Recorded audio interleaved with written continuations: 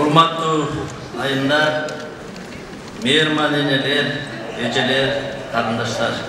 Ayal zatının sululuğun, ululuğun, meherimdүүлүгүнүн жана касиеттүүлүгүнүн символу болгон 8 март майрамыңыздар менен Бишкек шаардын мэриясынын жана жеке өзүмдүн атымдан чын жүрөктөн куттуктаймын. Башыңыздардан ак элечек, ак жоолук түшпөй, эненин терметкен бешиги жер шаарын тынчтыкка бөлөп, жылмайганыңыздар ааламга нур чачып, дүйнөнү гүл бакчага айлантып, сулуулукту жарата беришиңиздерди таалаймын. Дайыма бар болуңуздар, урматтуу асыл сат айымдар. Көңүл бурганыңыздарга чоң рахмат.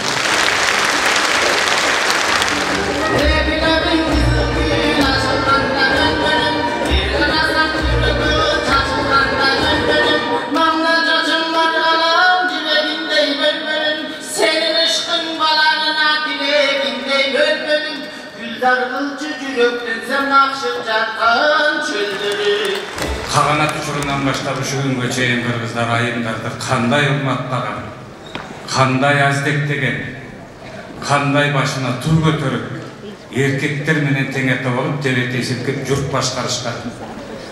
Биринен бири кем калган эмес.